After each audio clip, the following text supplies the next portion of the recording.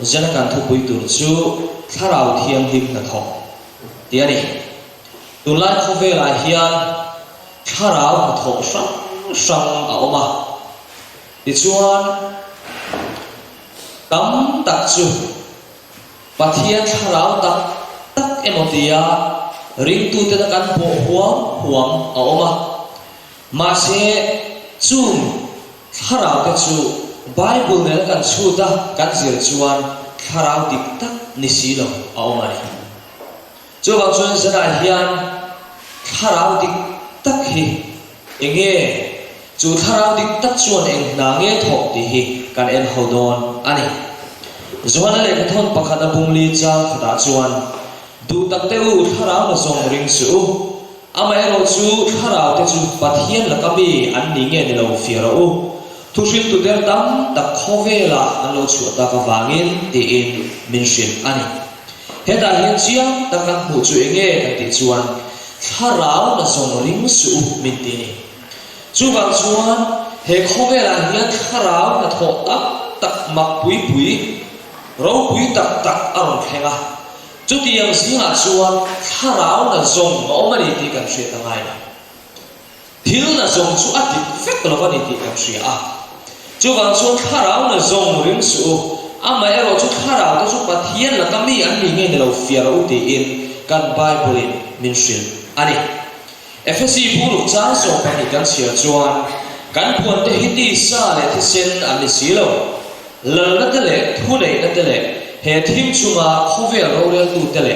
van muna te khá ráo sual ho om te an ni zo ke ti in min shin ani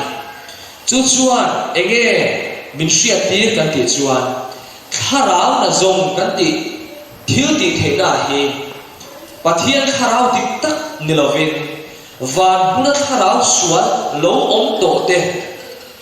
diabol le atir ko te khan chung kharau na zong thil ti theina chu an ron ti chuak thina chung chuan dam na te po an pe ve theya thil mak ti theina te po an nei ve ani chu ti anga chu pathian atanga ron chuak kharau dik tak anian ti hi kan zir amai ani chumi pialama chuan kharau chuan chu kharau dik tak chuan eng na nge a tho ti hi kan em amai korin thom ti bung song pakhat chang song paria chuan chu amak love setana meu po eng tir kova ai siam chom si thina adi setana meu po eng tir kova ai siam chom si thina kharau mak tak mangin pathian dudan anga ei pathian thil ti thena ang takin liam chuan kharau polna mitam tak te khan an lo chang ve thri ani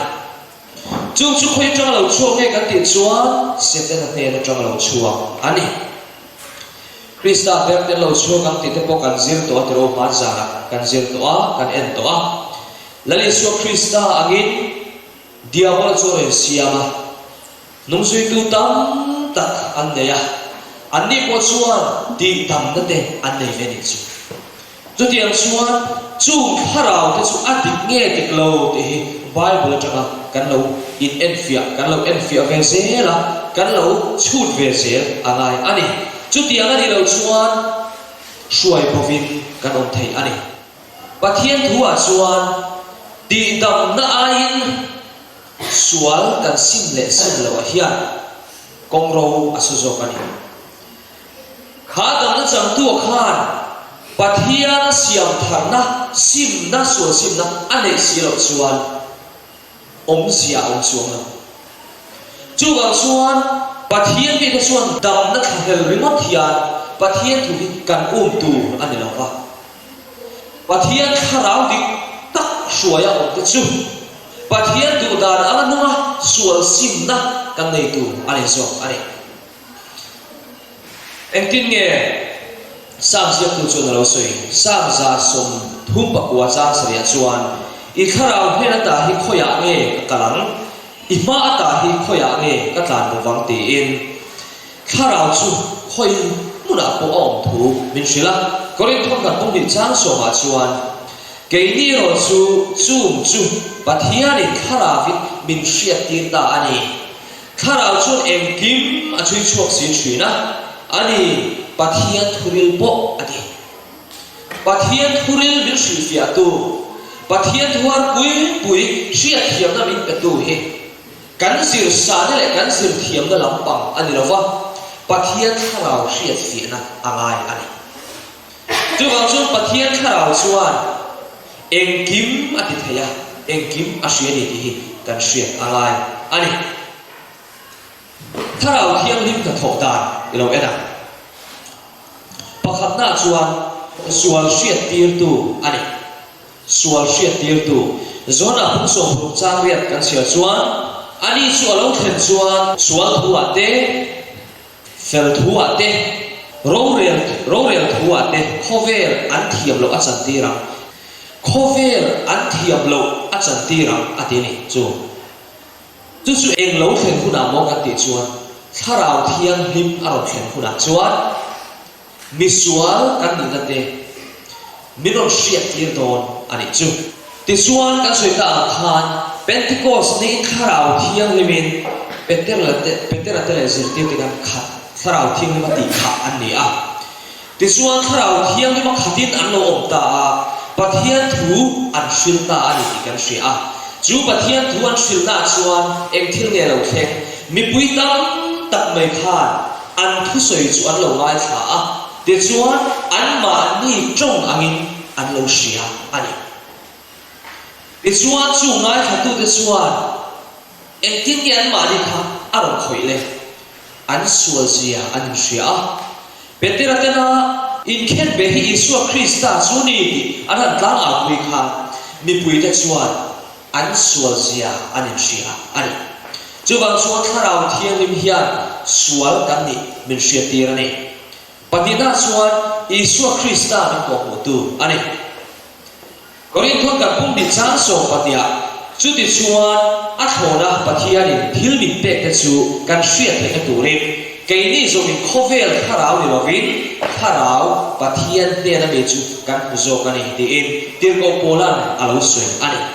chu wang chu Isu Krista min ko mu tu tan ne tharau thiam him kan nei aman lo poi mo em tro Isu Krista min ko mu tu tharau kan nei angai eng tharau ne hoi ni a hian kan chan Isu Krista ne min nai tir tu ni silo tharau kan lo chang ti hi a hom tak zet ani pathian thil hlon pek chu Isu aria zona phung thum chang so pro han kan huwa pathian khovel ko le ema chu ti chuan a pa pamal le chun a pe a ama chu tu po ari ka pia kan bo la lawa cha tu na nun na an nei zo na ti e mir shil ani chu amma kan chirang che khan kan chia ta khan kan en le a chu ti chuan a thona pathian in thil min pek ta chu kan hria the na turin ke ni chu min khovel tharau ni lovin tharau pathian ne na ni chu kan zo ani ati a thona thil pek chu an lo she thiama an lo man thiam ta ani chu thona thil pek chu enge Isu Krista kha ani Korinthon ka pum ni changri ta chang so kan chia chuan chu he khovel rorel tu te re hian an shelo hria sel chuan ro puinal pa chu an kheng pet lova ati kha rorel tu te kha tharau thiam lim dik takhi an lo la chang lova an lo dong lova pathian papa Isu Krista kha Krista ron kal chuani ti kha an lo shelo sak mai ni chu engwa mo tharau dik tak an ton lova ani Dir ko pola chuan em tin nge ti je kei ni ero chu pathian tharau bi hria tir ta ani tharau chu em kim a chui chuak si thin ani pathian thuril mo ti in min hria ta ani zela hen la Isu Krista hi en am takit nge kan lo va ko ve ko le la Isu Krista ne in ton chil na ta takhi kan nei ve to em ti in zo chema o Isua lalle chatam tua min pomtir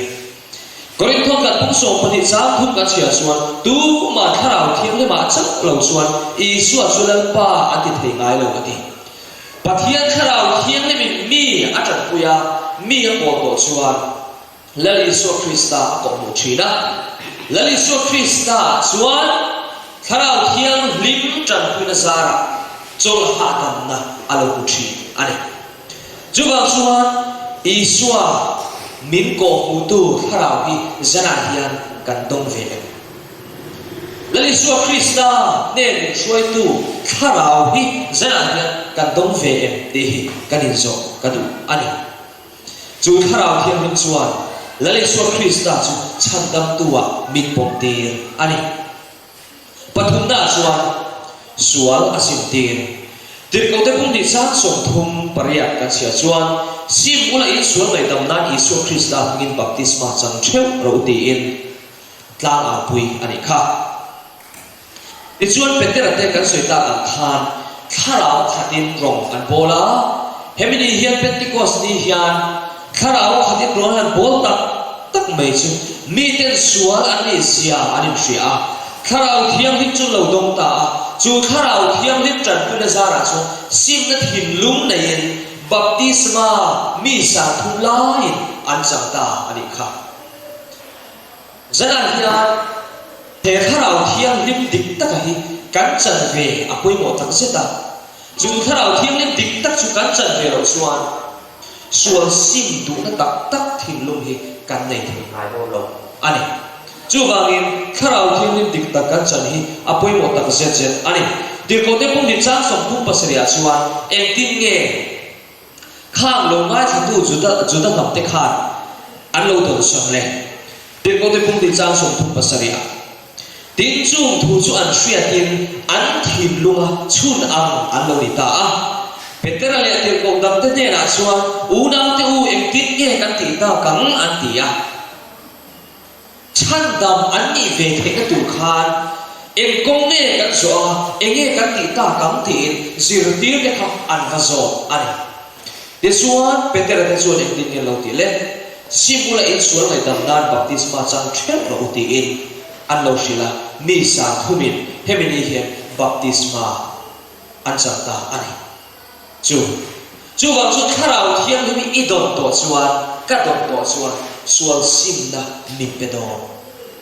pathian tharau thiang lim kan la dong tak lo ni chu sual sim na tak sual lum ten le sual huat ni kan nei thi lo ni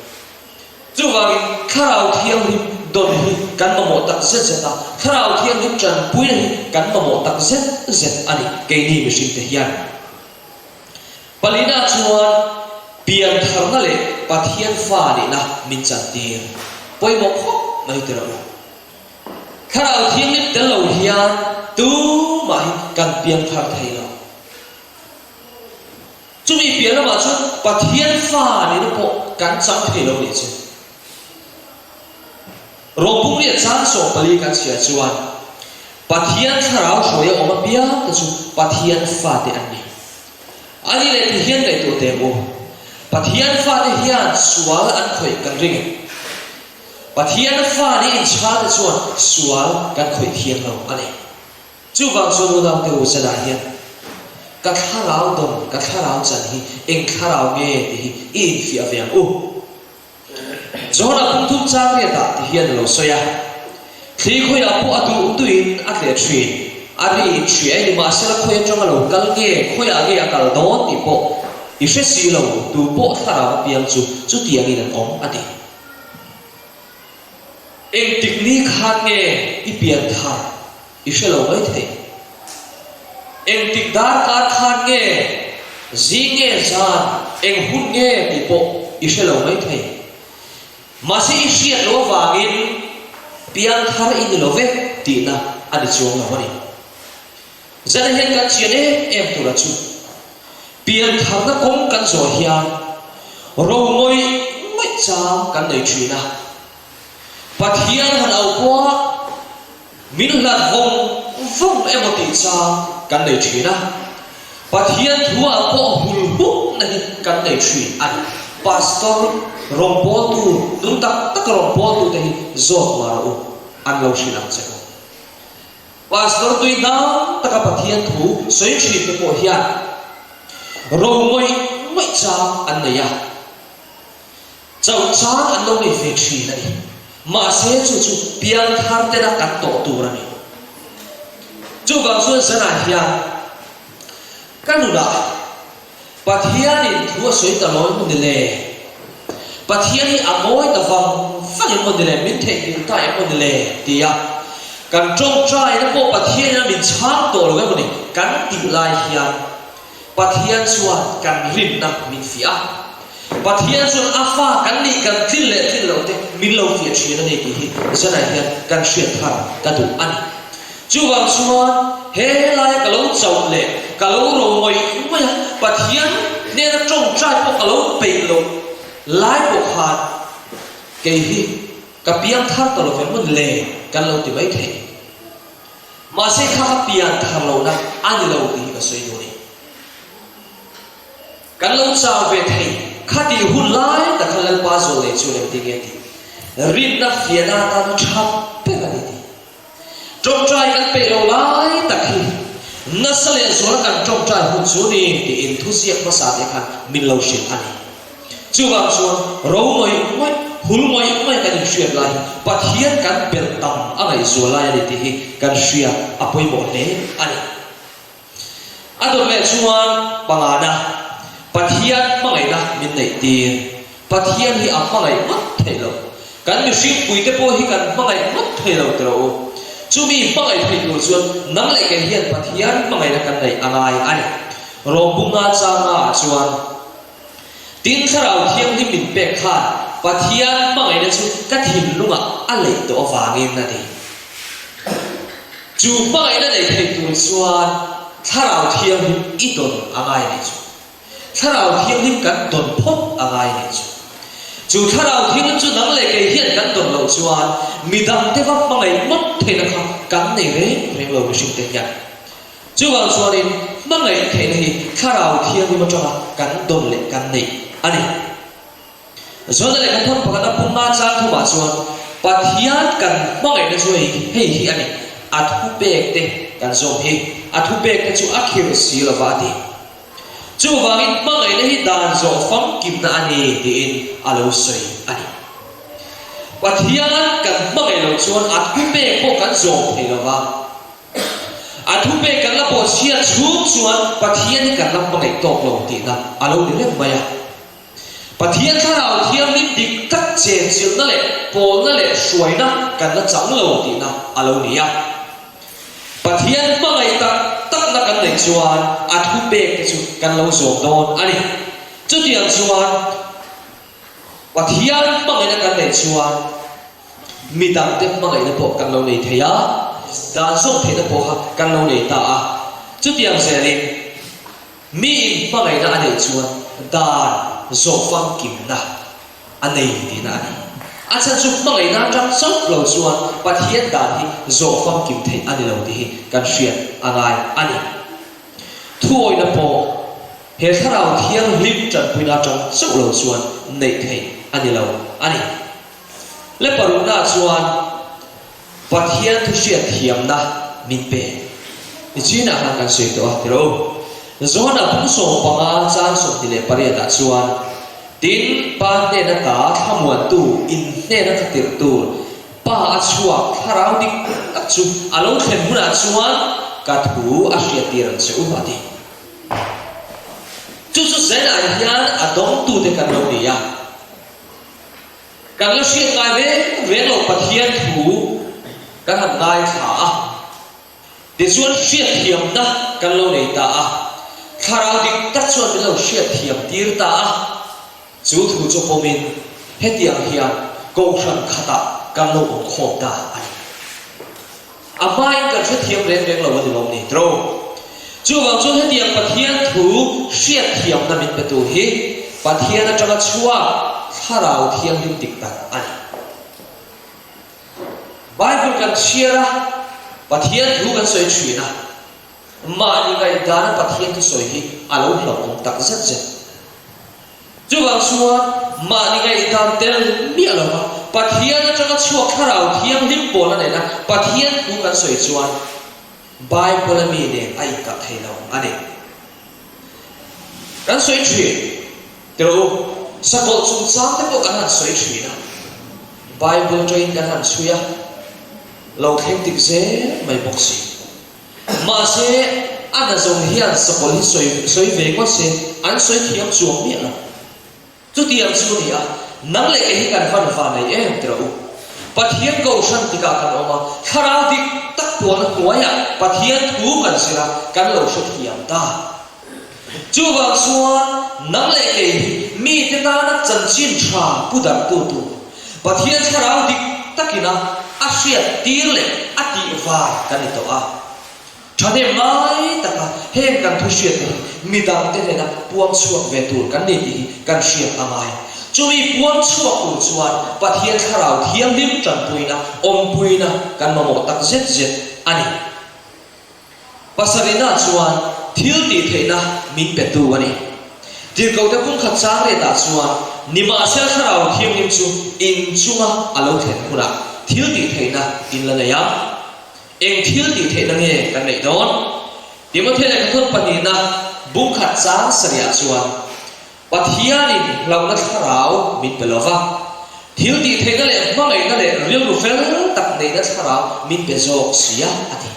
udah tu zara hiền ngun takin ngày tua cô em khảo về ít chân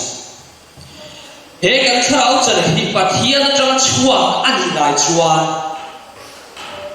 lòng nó khảo cái này lo va thiếu tỷ thế na cái này mang lại nó kan này riêng một phe tắc kan này riêng một phe tắc chỗ này nghe có kan tiếng xuân riêng một coi apulo midang tiklo na remote avakir na kha le midang tiklo na remote avasoi na kha atel lo ani chuga xuân i kharau chan kan kharau chan hi atike kan nen fi ani kan kharau chan hi adik tak zat xuân thu đi các vàng mual phâu lâu na ông tổ lâu giả na ông tổ lâu bắt hiền vàng nghe thiếu đi thấy na thì hiền nghe sim na mình bể cái sim thấy lâu cái tiền xuân bắt hiền kharau đi cái na đông lâu thì na chú vào chú bắt hiền kharau hiền đi đi tắc xuân thiếu đi thấy na mình bể mang lại thấy na mình bể bắt hiền cần mang lại ta chuan pathian kan hone pathian ne in pol na nung kan le khat chuan chu thil ti theina su kei ma ni a ti num alo ni he ti la ka sim theilo kan ti zong kha kharau thiam lem tran pui na in kan sim fai vek thei ti zara hian ka sei ti ani pathian kharau thiam lem tran pui na kan ti la alo ngai ve tak zeta pathian tran pui na dal lo chuan hẹn song cái mà nhá sủa cái bật song đi cắn để thấy lo ha cắn thì phải thấy bốc kẹt lo anh chú vàng chú anh là lý do Christa cắn mà mua kharau thiam hip don cắn mà mua tắc zet anh adon le chú anh huai sum na min be tiêm một cái bung li trang song thu bậc ta chú anh giải kharau thiam hip mình lâu khata huai tắc cái bát hiền thuan suy ta bắt đầu bui tắc hay chú vào chú bắt hiền kharau suy ông thế chú bắt hiền huai sen na bea thu tắc anh bui thấy turin anh bui chuyện anh tiêm một cái bung na trang song đi le pakwa po nima sila peter le tiêm một cái chuan machine thuai bắt hiền thu kan zong turani anh dia in lâu được bui tôi đi lọp đi trâu he thua vàng hiền bắt hiền thu tắc vàng hiền in cầu sân ông na trang hiền chuột đó Seventh Day Adventist cầu sân à bắt hiền cầu sân thì cả in lòng ông ta sa kan ông ta sa anh ti nghe za kan pek me lo Adventist A B C D khangin chu tiang ti mai du chuan ti om lo ko Seventh Day Adventist mi dik tak ani so min ti the ka turin kan no ni pathian ne in so mi om lo se chu tiang kan nun chuan ka soi ta kha mi te ne na hian kan van tlang al se don em tro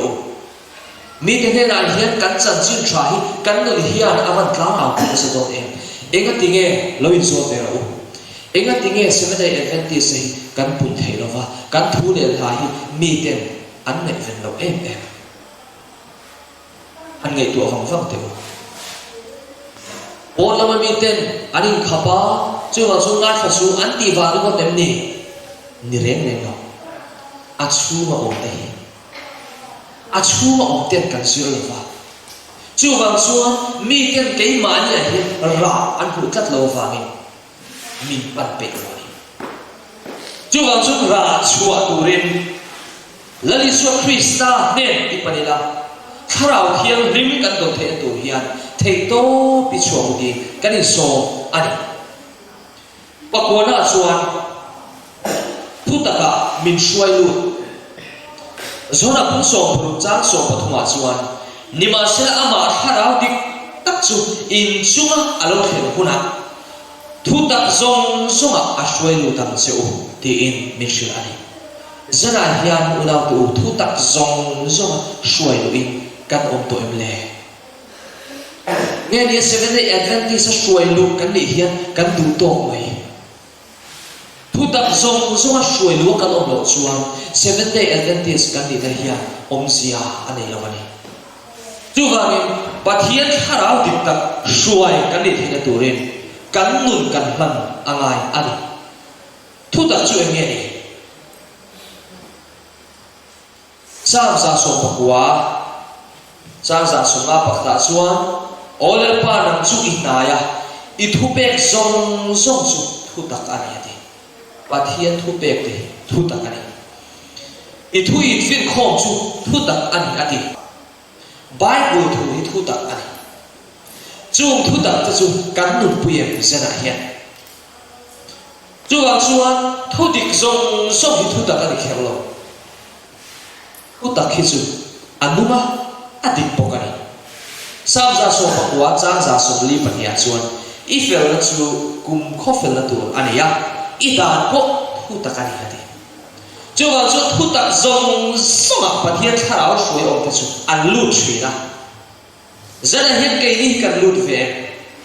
I su na ne na ke ma hi kong le thu tak le nu na ka ni ti zo na kong so pli chang ka lali su Krista hian nang le ke hi kan chol ve to Isu Krista chol ha tam na hi kan nei ve to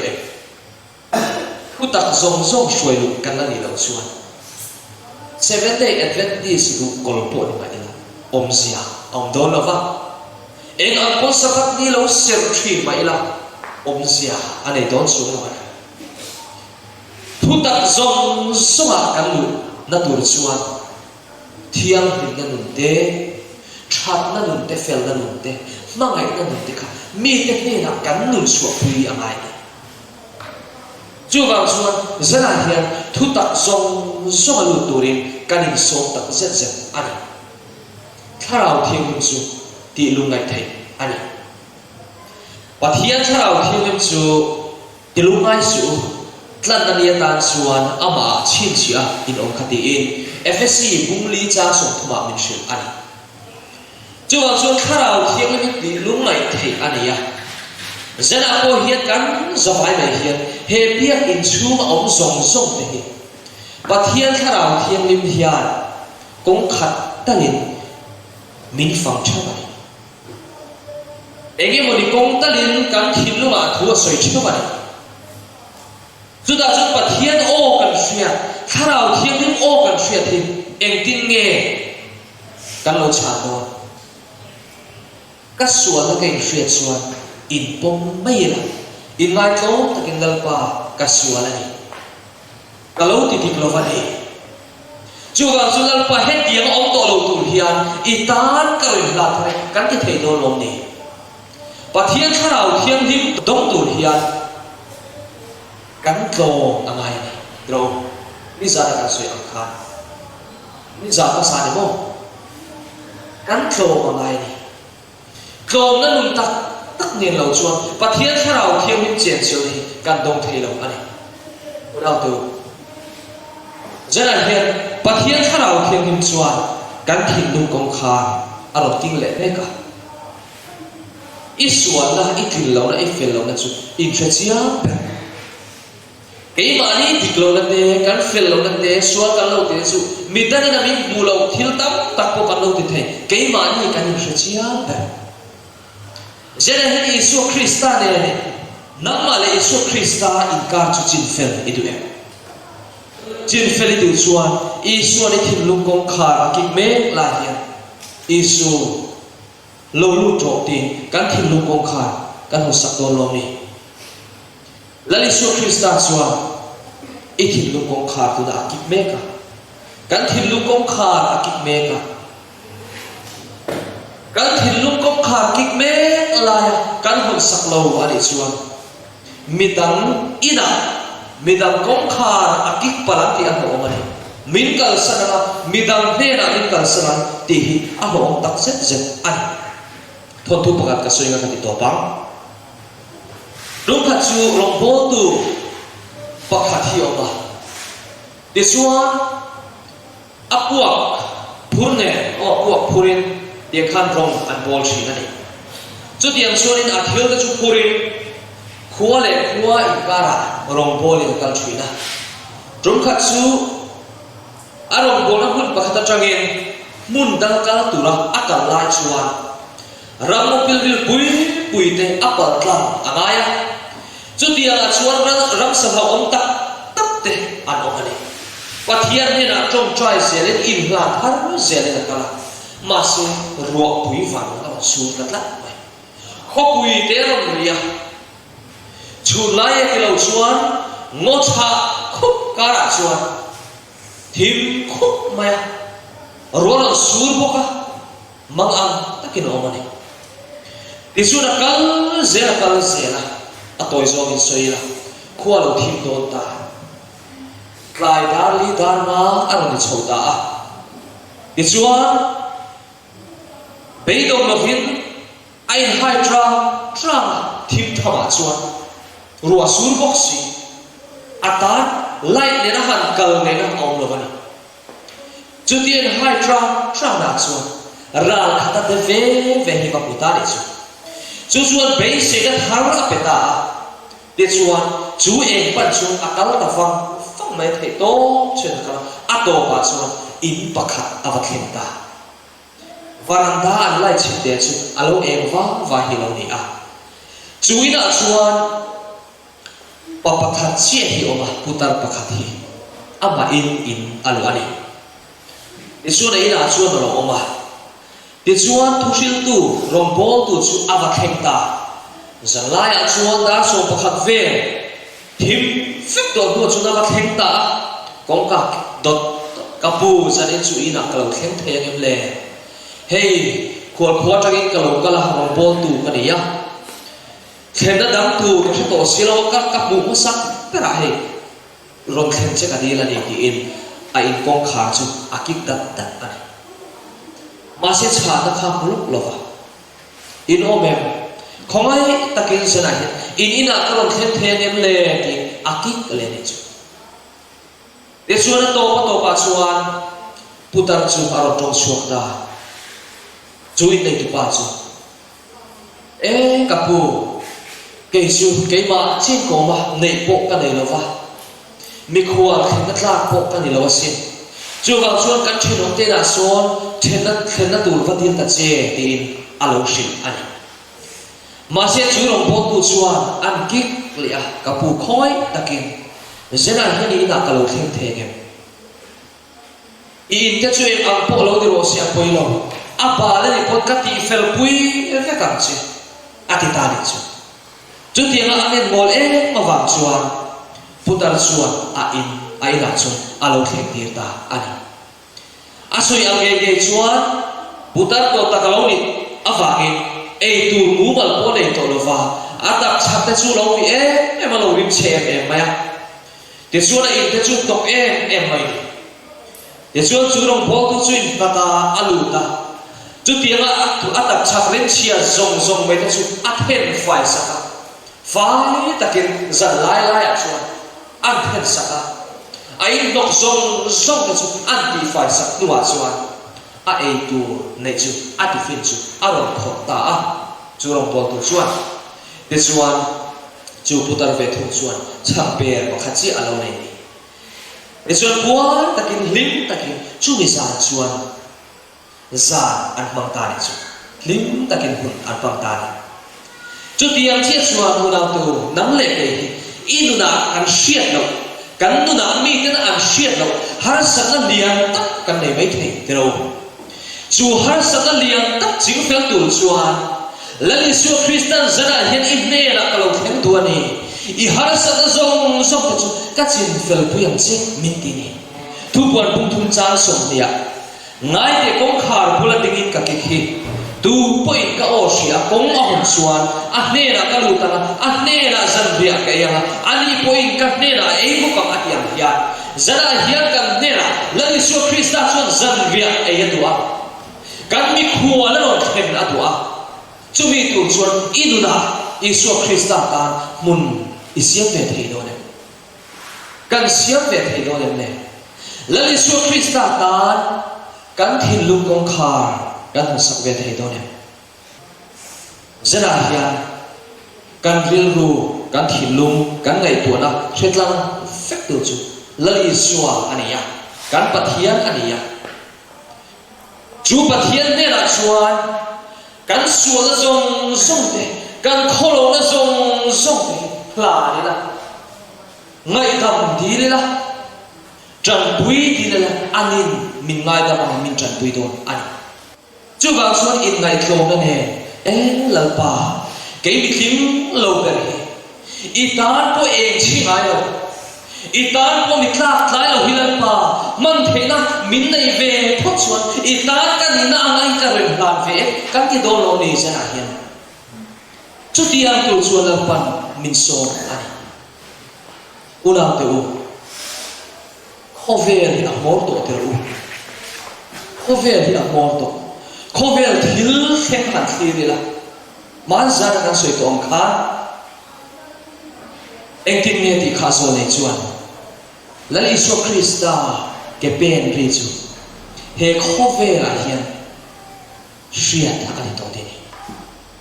a ke pen ri chu shiat pha ani to le chu ke pen ri kan shiat pha to sina chuan aron nai to me ti chu kan shena kan chu tiang che chu Isu Christa lo ka le ni a nai to a ke pen ri po khovel thil thega tengin kan she to zena hian chu tiang taka hun hora kan tin to lai chuan lali Isu Christa chuan ka fa lo hor ti in ata de ek chi tu le ata ra chuak tu re min som ani